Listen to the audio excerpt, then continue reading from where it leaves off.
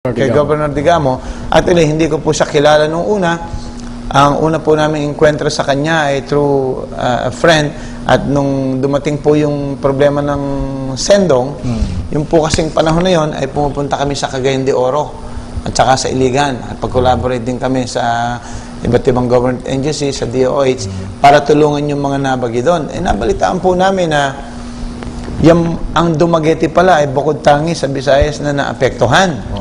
So yung aking pong kaibigan na si Jose Ranyola, nakausap ko, sabi niya, Father, ang Dumaguete ay isa rin sa naapektuhan. So sabi ko, kung nasendong ang Dumaguete, ay mapuntahan din. At nung magkaroon po ako ng chance na ang ginagawa po kasi namin, tinitingnan namin sino yung mga tao na pwede kami makikollaborate para mapuntahan namin yung lugar, makilala yung lugar.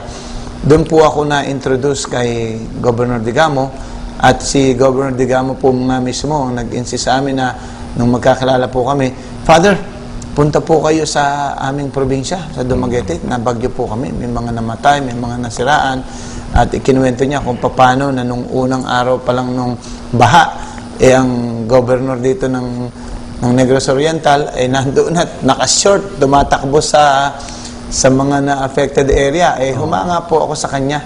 Napaka-simpleng tao.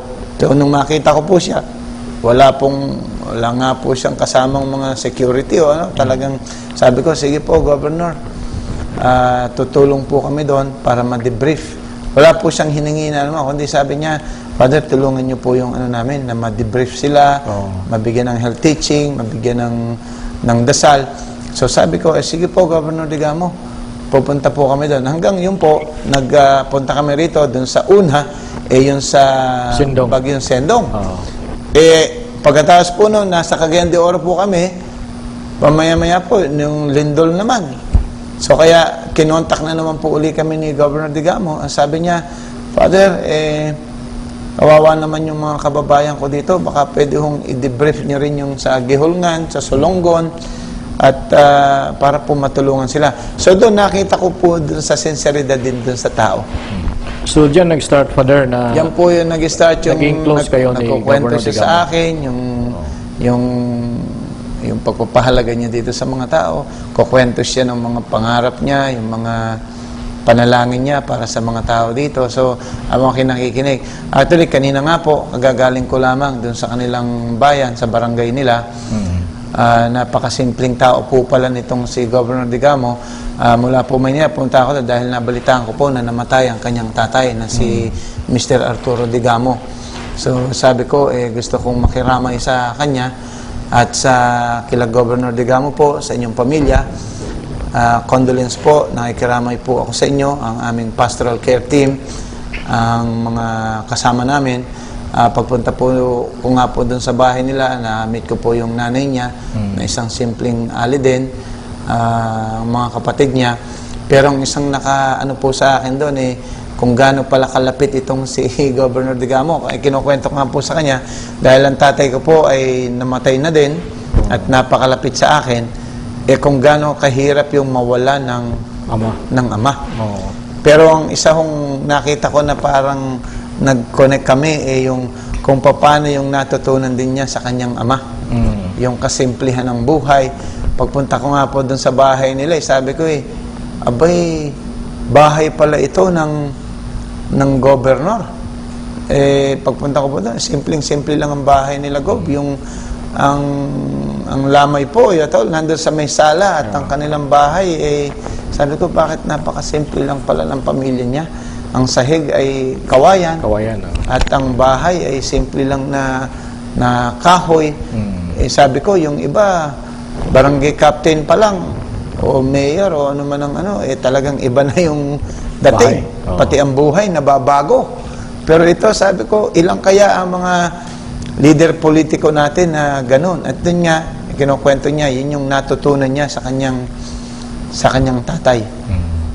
Yung kasimplihan ng buhay, yung pagpapahalaga sa trabaho, dahil siya po pala mula sa mga mahingisdang pamilya, at dun sa tabing dagat sila.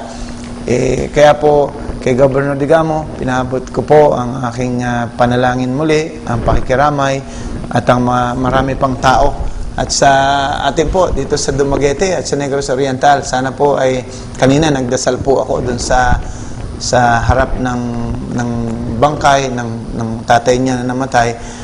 Ipagdasal po natin sana siya dahil mahal na mahal po ng gobernador. Kaya tatay, talagang malapit sila.